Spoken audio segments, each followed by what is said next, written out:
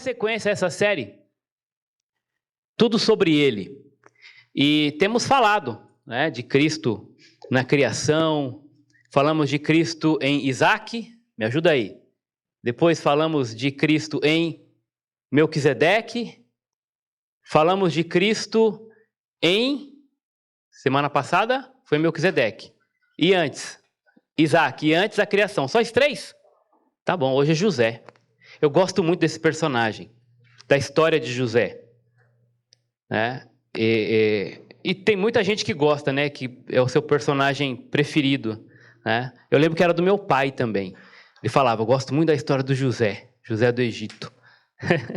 Então, gente, é comum nós olharmos alguns personagens e esses personagens ilustrarem na sua vida um tipo do próprio Cristo. Né? Então, isso, óbvio, o nome que se dá para isso é tipologia mesmo, onde esse personagem é o tipo e existe uma referência lá no Novo Testamento, muitas vezes aí próprio Jesus, que é o antitipo. Tá? E o antitipo sempre é maior que o tipo. Só para vocês entenderem o que é um tipo na Bíblia, né? É um objeto que serve de modelo, figura, exemplo, sinal ou sombra para um outro maior que ele, que vai apontar, que vai fazer essa referência para alguém lá na frente. Uma pessoa ou uma coisa do Antigo que representa e prefigura uma pessoa ou coisa do Novo Testamento. Então, esse link, né? Então, você vê que a Bíblia não tem esse hiato, né? O Deus do Antigo Testamento e o Deus do Novo. É uma Bíblia só, uma palavra só, o mesmo Deus, uma única história, tá bom? E o Novo Testamento aí testificando, autenticando também pessoas, coisas, né, e principalmente a mensagem do Antigo Testamento. Então ela é vista no contexto de continuidade do Antigo no Novo. Agora, é claro, o tipo não é um modelo fiel, não dá para pegar cada detalhe daquela pessoa ou coisa e transportar, né, de maneira total, ilustrada ali, totalmente naquela... No antitipo, na figura. Então, ele vai ser uma sombra, ele vai tipificar, mas não de maneira totalitária, tá bom?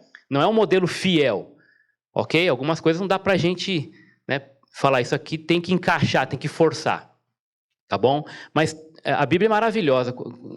À medida que nós vamos lendo a vida de alguns personagens, José é fantástico. A gente percebe muita semelhança da história de José, a maneira como Deus preparou, né, toda a sua trajetória, e isso apontando como uma sombra, né, para o perfeito, que é Jesus. Então nós vamos olhar algumas características aí, 3 fases aí de Cristo em José, José sendo tipificado, Cristo sendo tipificado em José, tá bom? O primeiro delas é a fase da traição. Eu não sei se todos vocês conhecem a história de José, ela começa ali no 37, de Gênesis, vai até o final, né? Uma história maravilhosa. Claro que nós não vamos ter tempo de ler tudo isso aqui, tá bom? Mas é importante saber que, assim como Jesus, José também era amado pelo seu pai. Se você for lá comigo em Gênesis 37, verso 3, o pai de José, agora chamado Israel, Deus mudou o seu nome, Jacó, para Israel. O texto vai dizer que Israel gostava mais de José do que qualquer outro filho, porque ele havia nascido em sua velhice. E aí, por isso, mandou-lhe fazer uma túnica longa. E essa túnica longa, ela vai representar o direito de primogenitura. José é feito primogênito, porque... Jacó, além de tê-lo na sua velhice, nós sabemos que José não era filho de uma concubina, de uma escrava. José foi o filho que nasceu da mulher que Jacó amava, Raquel. Então ele era especial nesse sentido. Claro que isso é o que o texto narra para nós, de maneira verídica aqui, não devemos desconfiar de nada, mas é óbvio que nesse ponto, nós não devemos fazer como Jacó, né? Eu não sei, vocês que têm mais de um filho, né, acredito que, eu não tenho essa experiência, mas todos são amados da mesma forma, devem ser assim, né? E é claro que Infelizmente, às vezes, alguns filhos se sentem e, de fato, são preteridos, né? Por algum motivo, enfim. Mas nós sabemos que isso não é o ideal. Nesse caso aqui, José, ele, lembra que o tipo não é perfeito, né? Mas ele era amado pelo seu pai. Aqui está a ênfase, né? O pai amava muito esse menino. E nós vemos também a respeito de Jesus, se vocês forem lá no texto de Mateus, Jesus também é o primogênito de toda a criação. Nós vimos isso na primeira mensagem. Vamos comigo lá. 3,17. Quando Jesus sai das águas no batismo, uma voz então vem do céu, né? Os céus se abrem, ele vê o Espírito descendo sobre ele como pomba, e aí no verso 17, uma voz do céu disse: "Este é o meu filho amado, em quem eu me agrado, em quem eu tenho prazer." Então, a semelhança de José aqui, Jesus também é amado pelo Pai. E isso é uma verdade para todos nós também, nós vamos ver o amor com o qual Deus também ama seus filhos. Todos aqueles que o receberam, deu-lhes o poder de se tornarem filhos de Deus. Deus ama cada um dos seus filhos. Mas, talvez, certamente, né, por conta disso também, porque José era amado pelo seu pai, ele causa em seus irmãos o quê? Uma inveja, um ódio. E está narrado lá, voltando, vamos passeando lá para Gênesis e o texto do Novo Testamento, tá bom? Então, lá no 37, verso 4, seguindo ali, né, essa ideia do versículo 3 que falava que o pai tinha um amor especial por ele, por ser o filho da sua velhice, e também, óbvio, depois nós vamos ver na história, porque ele era o filho da mulher a qual Jacó, Israel, amava, Raquel. Quando seus irmãos viram que o pai gostava mais dele do que de qualquer outro filho, o que aconteceu? Odiaram-no e não conseguiam falar com ele amigavelmente. Uma reação, talvez, aí, né, que brota de um coração corrompido, né, natural. Você percebe que há uma preferência para o seu irmão, né? O pai gosta mais dele do que de você, a mãe. Então, você vai voltar-se contra esse irmão. E nós conhecemos a história. Né? O que os irmãos tramaram. Depois nós vamos ver esse ponto. Mas começaram, então, a desenvolver um ódio por José ao ponto de nem falar com ele. Agora, coloque-se no lugar de José, né? Claro que Deus... Isso tudo está no controle de Deus, controle soberano de Deus, mas revela um coração naturalmente corrompido, pecaminoso. Eu sei que é difícil, gente, mas assim, nós temos que nos posicionar como cristãos nessa hora, diante de talvez injustiças cometidas contra nós. Isso pode vir até de um pai ou de uma mãe, mas se nós somos verdadeiramente cristãos, nós não vamos mudar o nosso comportamento inclinando para o pecado por conta disso. Se você tem uma mãe ou você sente que é assim, por mais que ela não fale, ou um pai, você sente que há uma preferência para o seu irmão, isso não deveria causar em você um sentimento de ódio por ele. Você deveria orar a Deus, né? Deixar isso para que Deus resolva no coração dos teus pais, mas amar o teu irmão e se alegrar porque ele tem o amor do seu pai e da sua mãe. Isso... é difícil, eu sei, de administrar. Mas se você tem o Espírito Santo, você não vai odiar ninguém.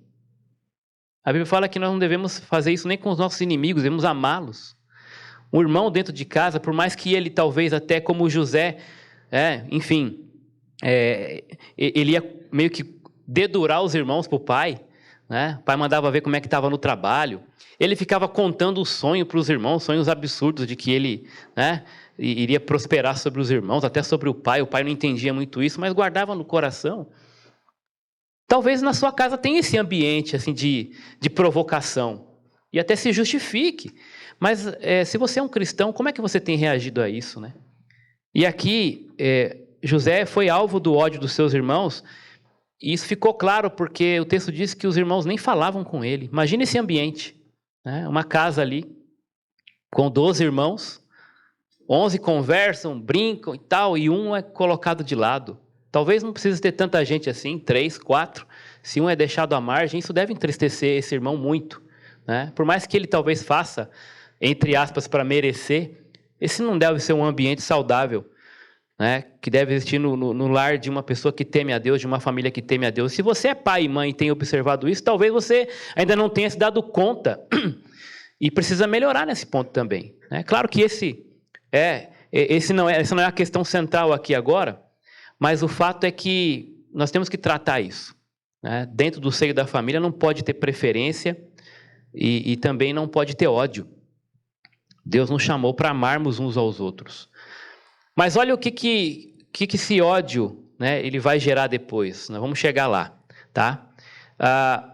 Jesus também foi odiado pelos seus irmãos, pelos seus. Olha o texto de João 1. A semelhança de José, Jesus também é alvo do ódio dos seus, do seu povo, dos seus irmãos.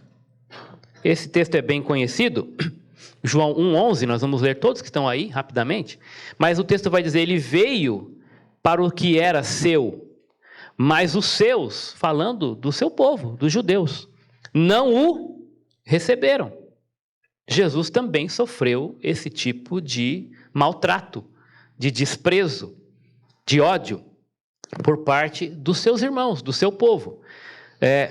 Lá no capítulo 7 do Evangelho de João, agora verso 5, o texto vai dizer que nem os seus irmãos criam nele.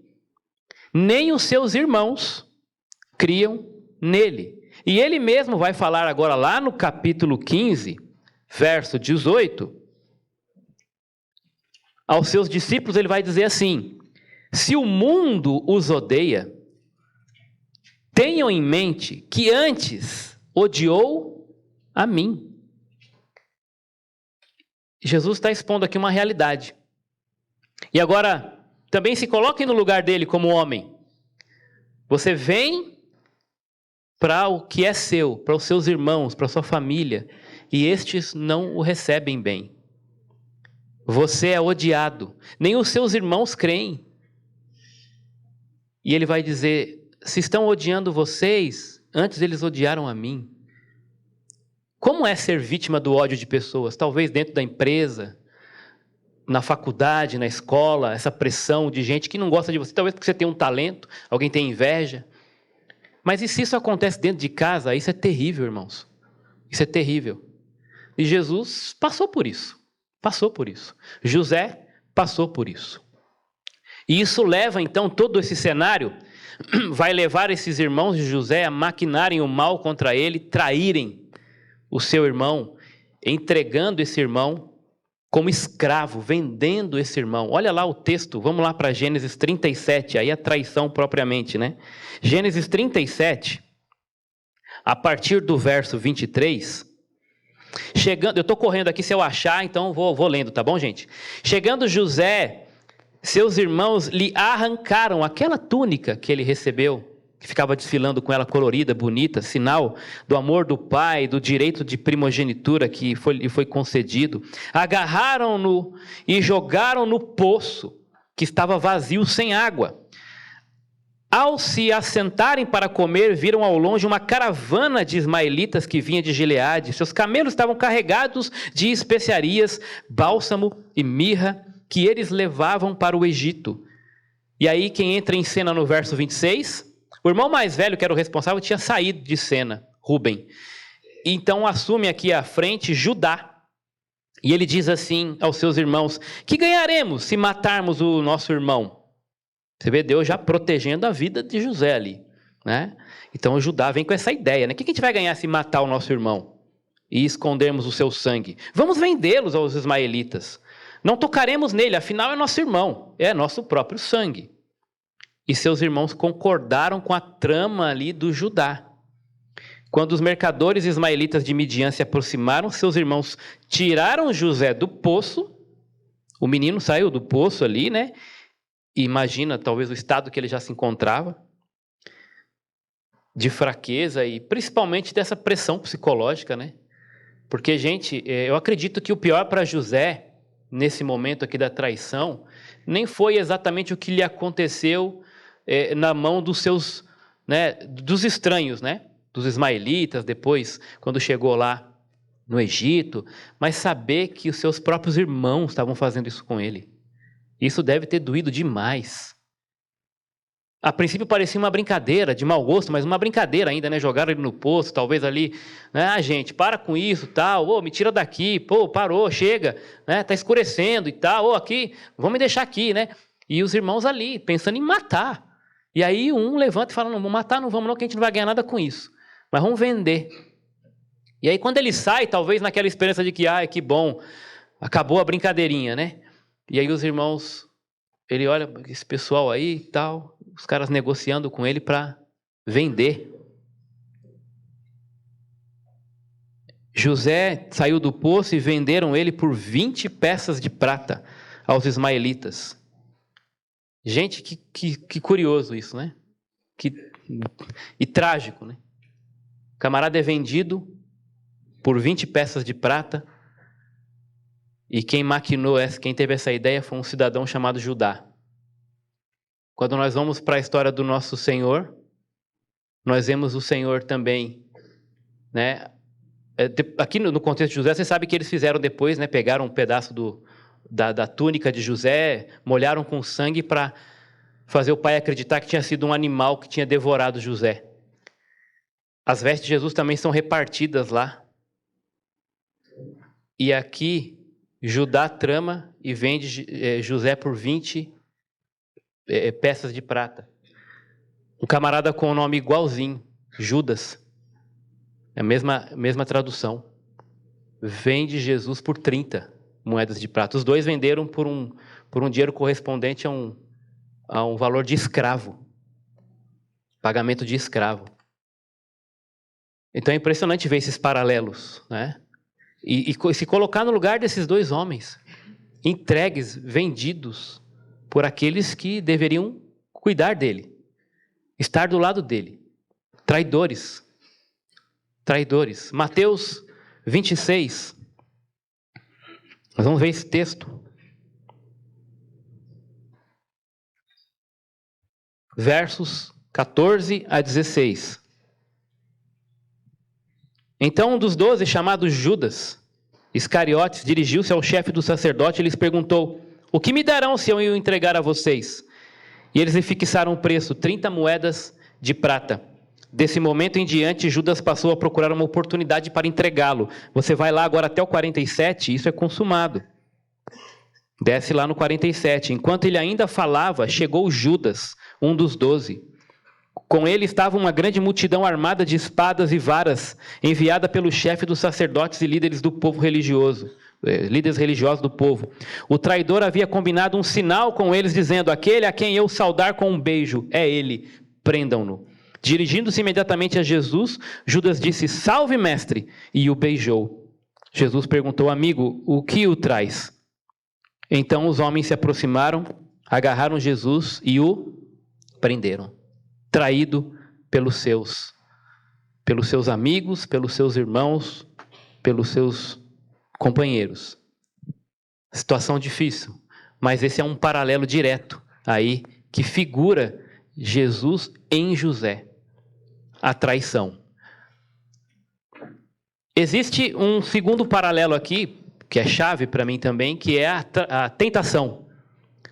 Né? A tentação. E aqui é aquela fase da vida onde ambos, né, tanto Jesus quanto José, eles vão sofrer, eles vão passar por situações muito difíceis de perseguição, e aqui o preparo para isso em Jesus é a tentação no deserto, mas nós sabemos o quanto Jesus foi perseguido na sua vida, né?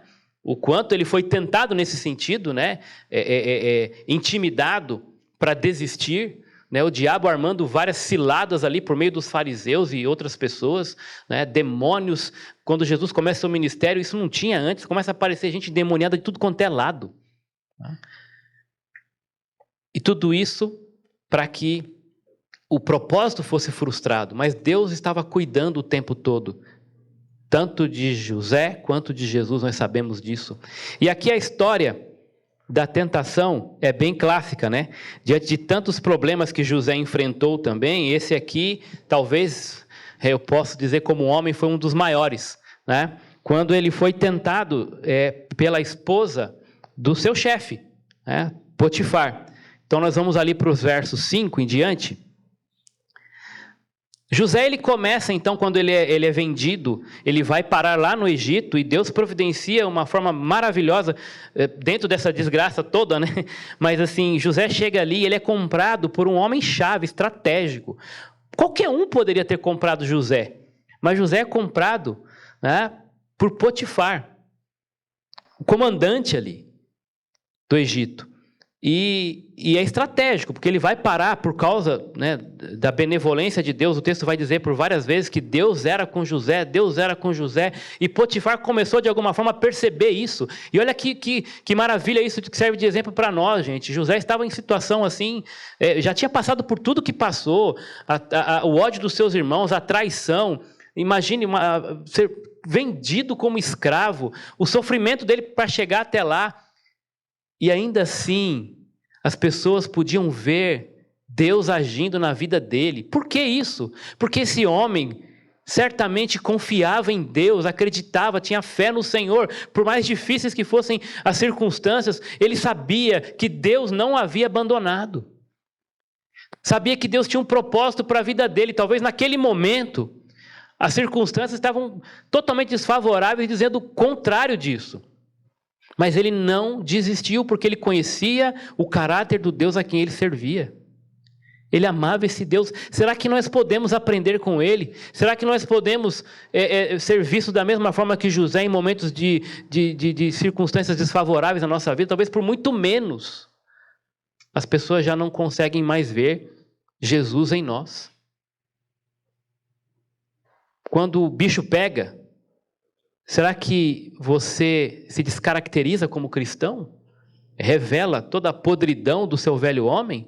Ou é nesse momento que você faz brilhar ainda mais forte a luz de Jesus na sua vida, que mostra fé, esperança e amor? José fez isso. Ele tinha tudo para chutar o pau da barraca, né? Para negar a fé ou qualquer coisa assim, diante de circunstâncias que pareciam até justificar essa atitude. Mas foi ali que o texto vai dizer que as pessoas viam Deus agindo na vida dele. Foi por causa disso, perseverando nisso, que José então é reconhecido. E ele vai morar na casa desse comandante. E aí o texto vai dizer a partir do verso 5, desde que o deixou cuidando da sua casa e de todos os seus bens, o Senhor abençoou a casa do egípcio por causa de José. A bênção do Senhor estava sobre tudo o que Potifar possuía, tanto em casa como no campo. Verso 6, assim deixou ele aos cuidados de José tudo o que tinha, e não se preocupava com coisa alguma. É um preguiçoso. José, agora, ele só se preocupava com o quê? Exceto com a sua própria comida. O que tem para comer hoje? A preocupação dele era essa agora. Não precisava preocupar com mais nada. Por quê? José faz muito bem. Vou deixar tudo com ele aí. Olha que responsabilidade, que honra que José adquire aqui. Agora o texto no verso 6 termina com uma informação muito importante. José era atraente e de boa aparência. As mesmas palavras aqui são ditas a respeito da mãe de José, lá atrás, Raquel. Então ele puxou a mãe, certo? Ele puxou a mãe. Era atraente, bonito, essa é a ideia, né? Muito bonito. E aí, é claro, versículo 7, depois de certo tempo, a mulher do seu senhor começou a cobiçá-lo. Por quê? Gente, é tudo que a mulher quer, né? Homem bonito, atraente, e tudo que o cara faz prospera. O cara é bom no cuidar dos negócios, está tudo na mão dele. O cara, eu quero casar com um homem desse. Não é assim? Né? O homem bonito começa a atrair as mulheres, em todos os sentidos.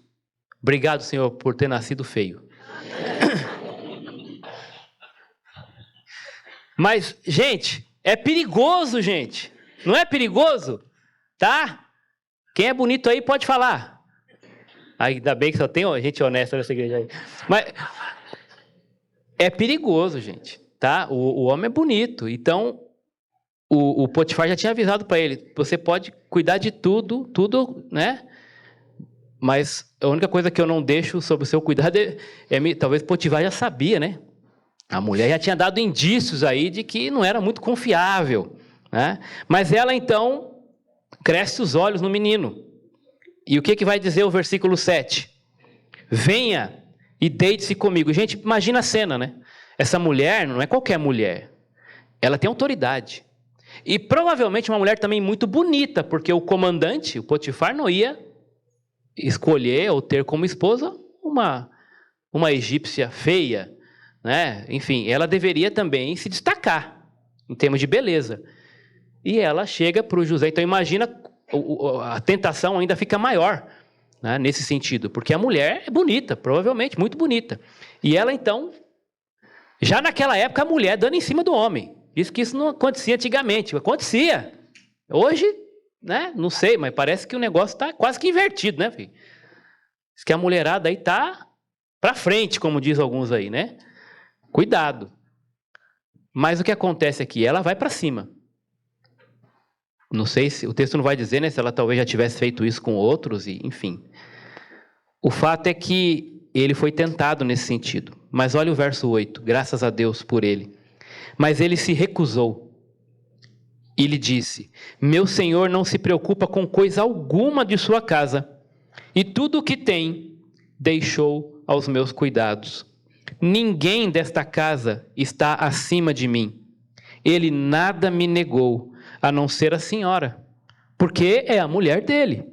Como poderia então eu cometer algo tão perverso e pecar contra Deus? Olha só, que visão, que perspectiva, né? Que caráter. Antes de mais nada, ou acima de tudo, o problema não é com Potifar, nem com a mulher, a questão é com Deus. Como eu poderia fazer isso contra o meu Deus? Gente, eu posso imaginar do outro lado do ouvido ali, né, o diabinho. Rapaz, né, para com isso, que Deus o quê? Olha onde você, né? Olha o que aconteceu com você. Olha o que seus irmãos que amam esse seu Deus aí, o seu pai, olha o que aconteceu. Olha o que eles fizeram com você. Aproveita, né? O jogo está virando, rapaz, né? Você e essa mulher aí podem dar um chapéu nesse cara. Você já tem tudo e tal, você é bonitão, aproveita. Ninguém vai saber, o palácio é grande, né? E ele está dizendo o quê? Não. Não. Não. Meu corpo, minhas regras.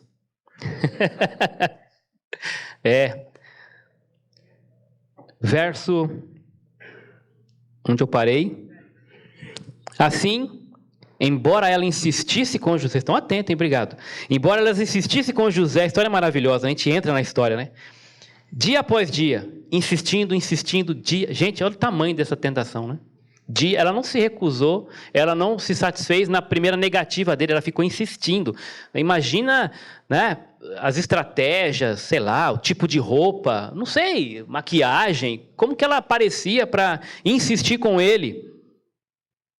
E parece que quanto mais é difícil, mais a mulher entende que, né, é um troféu, né, talvez. Para o homem também.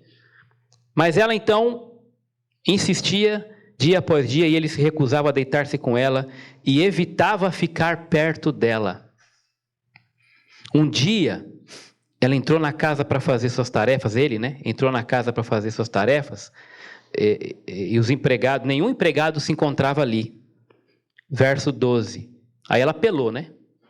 Verso 12, o que ela fez? O agarrou e voltou a convidá-lo. Agarrou e convidou? Né? Agarrou e voltou a convidá-lo. Vamos, deite-se comigo. Mas ele fugiu da casa, deixando o quê? O manto, de novo, né? Mais uma vez, a túnica que fica para trás. Ele recebe aquela túnica lá do pai, depois a túnica é deixada para trás, os irmãos usam para fazer o pai acreditar que ele tinha morrido. Agora, quando ele chega, ele recebe uma nova túnica, egípcia, de honra também, de autoridade, e ela fica na mão dessa mulher. E com essa túnica ela vai armar uma para cima dele, né, para que ele é colocado, posto então, lá na prisão. E falando de traição, está aqui, né? Obviamente, mais uma vez, ele é vítima, né, nesse sentido, e vai parar na prisão. E olha como Deus é bom, né? Ele é usado lá. Quem conhece a história sabe que Deus vai estar com ele lá também, na prisão. Ele vai interagir com dois senhores. Qual era a profissão dos dois? Um era padeiro e o outro era copeiro. E aí, ele revela o sonho desses caras. Eles estão sob acusação ali, só que um era inocente, né? Então, por meio dessa interação com José, um é condenado, né? E o outro é liberto. Quem é condenado? Padeiro. E o copeiro é liberto. Por meio da interação com José ali, né? Naquele lugar difícil, naquela prisão, um é solto, o outro é condenado. Jesus também esteve diante de dois, numa situação difícil, na cruz. E por meio da interação com ele, um condenado e o outro é salvo. Ele não sai da cruz, mas Jesus fala, hoje mesmo estará comigo no paraíso. Quando José está lá na cadeia, ele fala para o copeiro, lembra de mim quando você chegar diante do rei.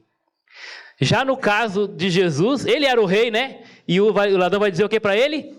Lembra de mim quando você entrar no teu reino. Maravilhoso. Eles resistiram à tentação.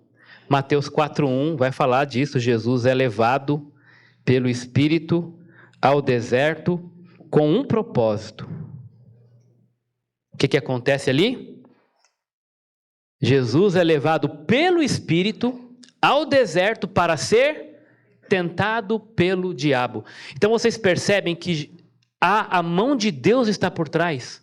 Aparentemente, como que pode Deus permitir que tal coisa aconteça com o seu amado, com seus filhos, com seus escolhidos? Mas Deus tem um propósito, maior do que nós até. Deus está cuidando, né? E ali ele é soberano em toda a história. E ele está mexendo as peças ali para a glória dele. Talvez hoje na sua vida a situação esteja difícil, complicada, sofrida, a perseguição, a inveja, a ódio sobre você. Deus está permitindo que coisas aconteçam, você não sabe, você é limitado, sua cabeça não consegue entender o que vai ser, por que dessas coisas. Mas Deus conhece toda a história. E nós temos que confiar na palavra e no caráter desse Deus que prometeu estar conosco, que prometeu que nunca vai nos abandonar, jamais vai nos deixar. Esse Deus que diz que não vai cair um fio de cabelo seu, alguns já não tem muito mesmo, mas não vai cair um, sem a permissão dele. Qual é a ideia aqui, meu irmão? Por mais que você não entenda, creia, Deus está no controle, Ele é o maior interessado na sua felicidade. Ele morreu para isso, para te salvar, isso é o que importa. No mundo vocês vão ter aflição, não creia em qualquer coisa que fale contra isso, porque essa não é a versão bíblica. Jesus falou que não ia ser fácil, mas Ele prometeu que não nos abandonaria. E Ele estava lá com José. Jesus estava lá com José, e José creu. E foi essa fé em Deus, esse amor por Deus, essa reverência, né, que fez com que ele dissesse para aquela mulher, não, não e não, e corresse. O mesmo amor, o mesmo senso de propósito, fez Jesus se encaminhar, levado pelo Espírito, para ser tentado e resistir ao diabo. Naqueles dias ali, mesmo sob situação extrema, fisicamente falando, com fome, Jesus disse não. E resistiu com a palavra. José conhecia esse Deus também e pôde resistir. Muito bem, a última fase aqui então é a do triunfo. Deus está no controle, preparando algo de bom. Deus é fiel. O Senhor Deus é soberano. O melhor de Deus, tem uma música que diz que o melhor de Deus ainda está por vir. Não, o melhor de Deus já veio. E isso é suficiente para nós crermos no triunfo, porque Jesus é o melhor de Deus que veio para nos libertar das trevas. Ele veio para nos salvar, para nos redimir. Esse já é o melhor de Deus, não importa o que aconteça comigo nessa terra, eu tenho a esperança da salvação e ninguém vai tirá-la de mim. Eu creio que por mais que as nossas tribulações momentâneas venham sobre nós, existe algo infinitamente melhor nos esperando. E já temos provado disso, porque o reino de Deus já está entre nós. O Senhor Deus é o nosso galardão. Ele é a nossa esperança. Ele é o alicerce da nossa fé. Nós não vamos afundar, porque estamos alicerçados nele. A nossa fé nele é inabalável, não importa o que aconteça, triunfaremos em Cristo e com Cristo. E é isso que acontece com José, certamente sem ele ter toda essa noção no começo, mas depois ele vai entender o plano de Deus. Vamos lá. Capítulo 41. Aí, a partir do verso 40, o faraó vai dizer para ele assim, depois que ele revela os sonhos do faraó, o faraó vai dizer para ele assim, e aí tem aquele plano também, né? De livrar não só o Egito, mas todos os povos ao redor da fome, por causa da sua estratégia, da estratégia que Deus deu a ele. Você terá o comando do meu palácio e de todo o meu povo. Todo esse meu povo se sujeitará às suas ordens. Olha que honra, gente. Somente em relação ao trono serei maior que você. Aqui já não é mais o Potifar, não, tá? Aqui já é o que era maior que Potifar, é o rei, o faraó. Você vai ser aquele que somente, no meu trono, somente eu serei maior. E o faraó prosseguiu. Entrego a você agora o comando de toda a terra do Egito. Entrego a você agora o comando de toda a terra do Egito, a maior potência da época. Em seguida, verso 42, o faraó tirou do dedo o seu anel de selar e o colocou no dedo de José. Mandou-o vestir de novo, hein? Lá vem de novo a tal da túnica, né?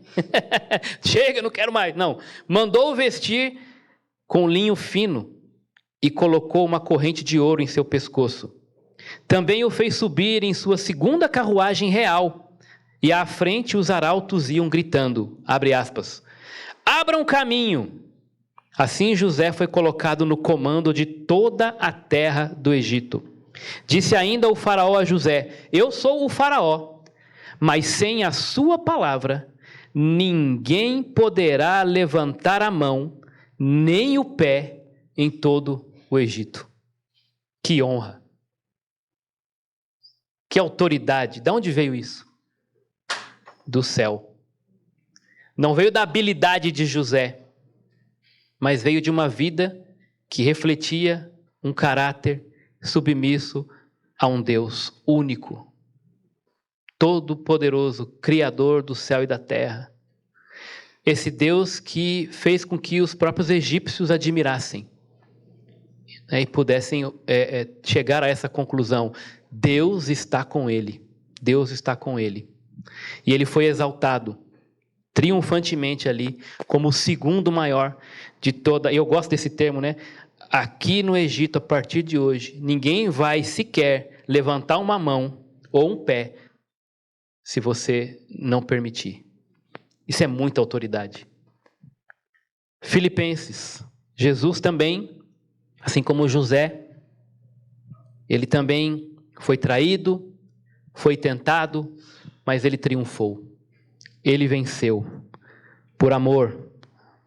Ele venceu submisso por amor a Deus, ao Pai e por amor a nós. Ele cumpriu o plano.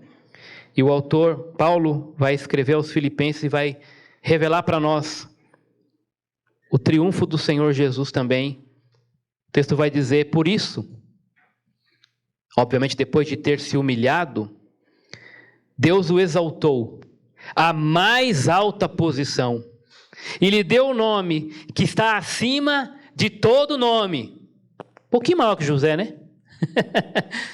Acima de todos, para que ao nome de Jesus se dobre todo o joelho no céu, na terra e debaixo da terra. Mais do que não falar, não levantar a voz ou o pé, se dobre todo o joelho e toda a língua fale, confesse que Jesus Cristo é o Senhor, para a glória de Deus Pai. Não é só a língua dos cristãos.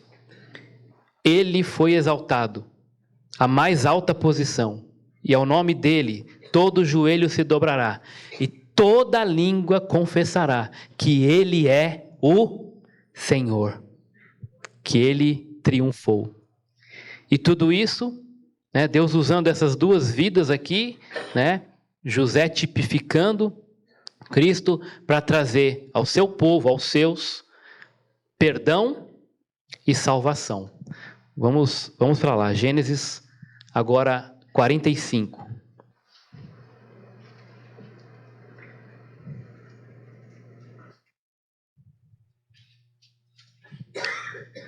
Última porção da história aqui, a partir do 5.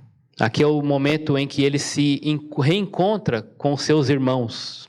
Depois de muito tempo, ele vai encontrar os seus irmãos, vai se revelar a eles e vai dizer assim a partir do 5: agora não se aflijam, nem se recriminem por terem me vendido para cá. Olha como já está brotando aqui nas suas palavras o perdão, né? Nós percebemos isso. Pois foi, e olha como ele compreende o propósito por trás disso. Foi para salvar vidas que Deus me enviou diante de vocês.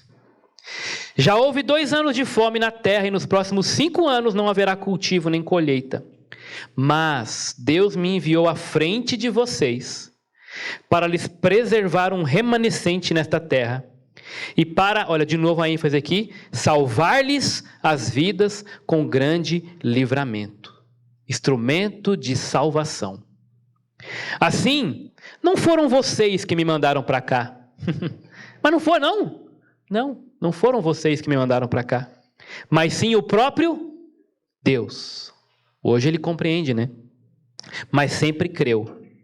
Sempre creu que Deus estava com ele. Hoje ele entende e pode dizer o que aconteceu foi para isso. Ele me tornou ministro do faraó, e ele me fez administrador de todo o palácio e governador de todo o Egito. Voltem depressa a meu pai e digam-lhe, assim diz o seu filho José: Deus me fez senhor de todo o Egito. Vem para cá, não te demores. Tu viverás na região de Gósen e ficará perto de mim. Tu, os teus filhos, os teus netos, as tuas ovelhas, os teus bois e todos os teus bens. Isso é perdão. Isso é salvação.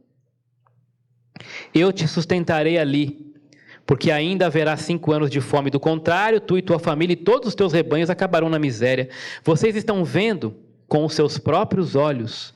E meu irmão Benjamim também, que realmente sou eu que estou falando com vocês. Contem a meu pai quanta honra me prestam no Egito e tudo que vocês mesmos testemunharam. Traga o meu pai para cá depressa. Então se lançou chorando sobre o seu irmão Benjamim e o abraçou, e Benjamim também o abraçou chorando. Em seguida beijou a todos os seus irmãos e chorou com eles. Gente, depois de ser vendido por esses caras, ele perdoa, abraça cada um e chora com eles. E só depois os seus irmãos conseguiram conversar com ele, porque sentiram, né, o impacto do amor, o impacto do perdão, daquele que entende o propósito de Deus na sua vida e não se deixa levar por sentimentos humanos e corrompidos, de inveja, de ódio, de vingança. Perdão e salvação. Lucas capítulo 23, verso 34. Estamos por terminar. Lucas 23, 34.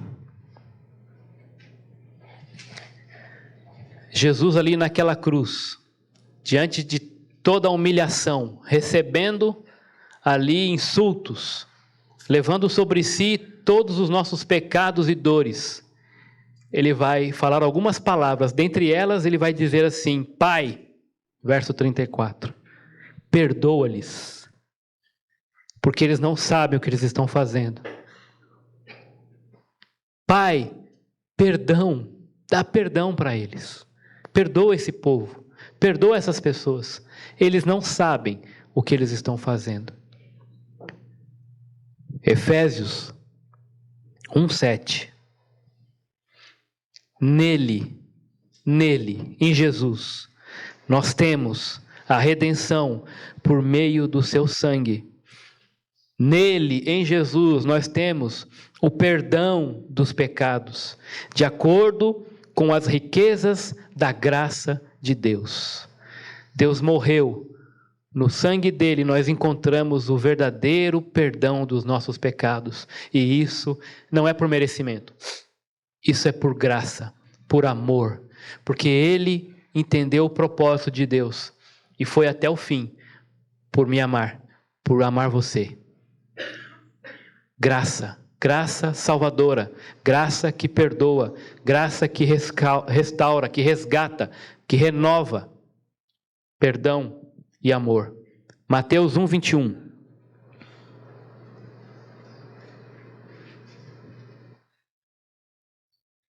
Já havia sido anunciado que uma virgem daria à luz um filho. Nós vamos celebrar isso logo, o Natal está chegando, né? E esse filho deveria ter o nome de Jesus. Por quê?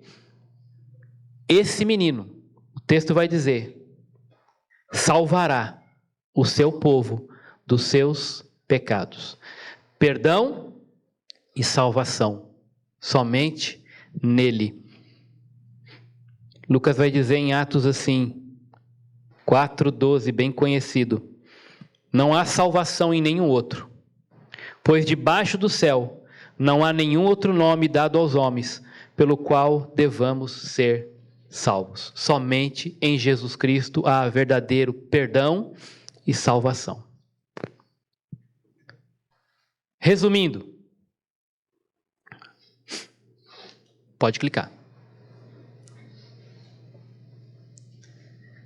José, amado pelo pai e odiado pelos seus irmãos.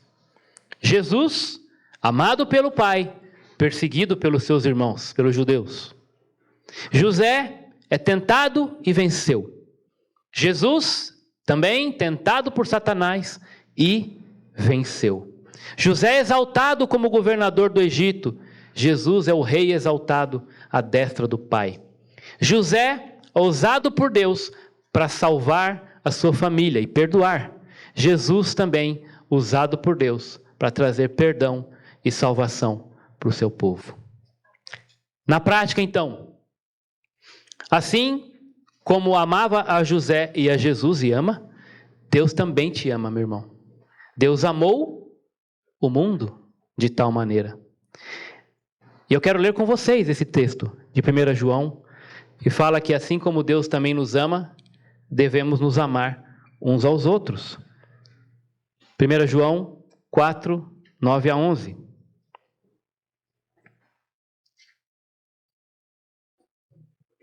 Foi assim que Deus manifestou o seu amor entre nós, enviou o seu Filho unigênito ao mundo para que pudéssemos viver por meio dele. Nisto consiste o amor, não em que nós o tenhamos amado a Deus, mas em que ele nos amou e enviou o seu Filho como propiciação pelos nossos pecados. Amados, visto que Deus assim nos amou, nós também devemos amar-nos uns aos outros. Pare de dizer o contrário ou duvidar desta verdade. Você é amado de Deus. Deus te ama. Ele revelou o seu amor por meio do seu Filho para morrer no seu lugar.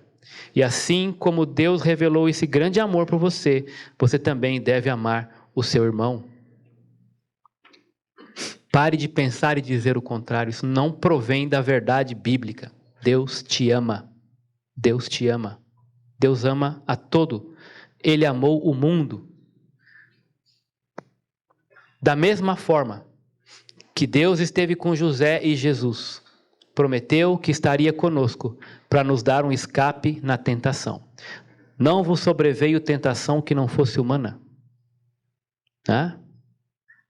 Porque Deus é fiel e não permitirá que vocês sejam tentados além das próprias forças.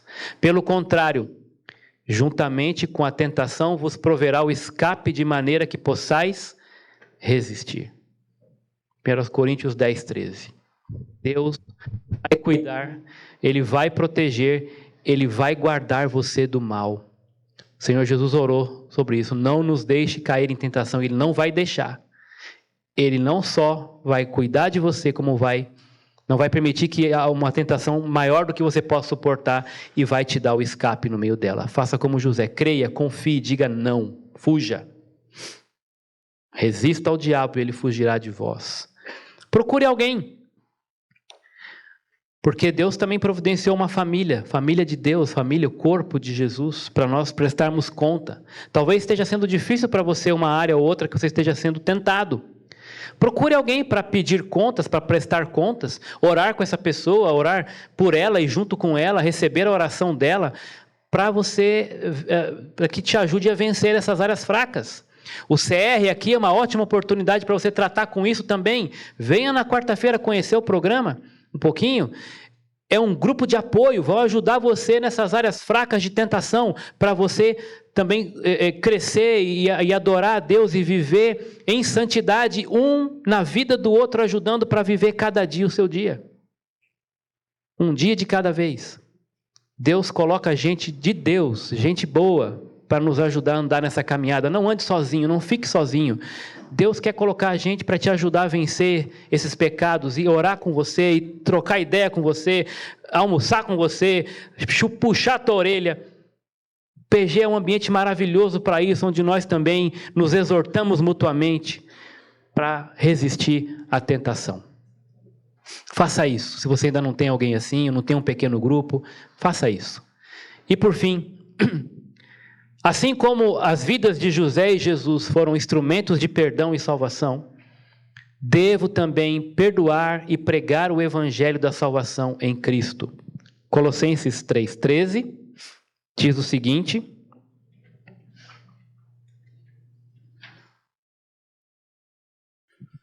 suportem-se uns aos outros e perdoem as queixas que tiverem uns contra os outros. Perdoem como o Senhor lhes perdoou.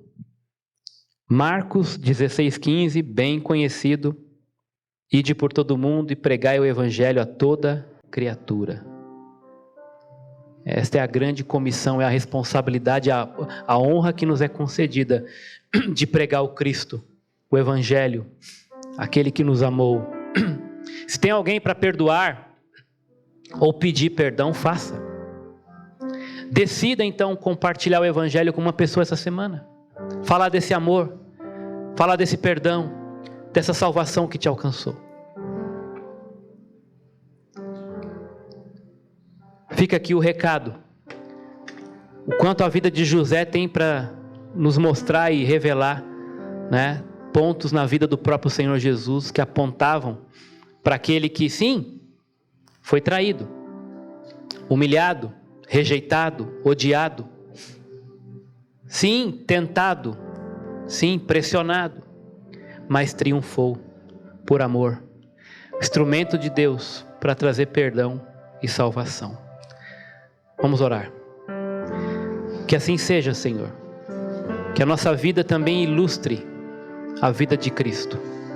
Assim como José foi um homem piedoso, um homem que confiou, um homem que diante de todo o sofrimento não esmoreceu, mas esperou no Senhor, para que lá na frente um dia pudesse entender que Deus estava preparando sua vida para ser instrumento de bênção para muita gente, especialmente para aqueles que até o odiaram e o traíram.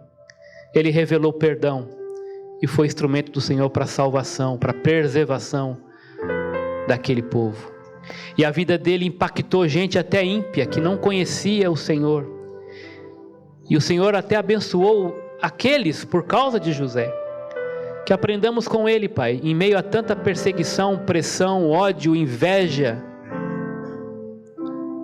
que a nossa vida esteja alicerçada no Senhor e confiante de que o Senhor tem um plano, que o tempo é do Senhor, o jeito é do Senhor, e nós devemos apenas ser obedientes e santos e nos submetermos debaixo da poderosa mão do Senhor, para que no tempo oportuno o Senhor nos exalte.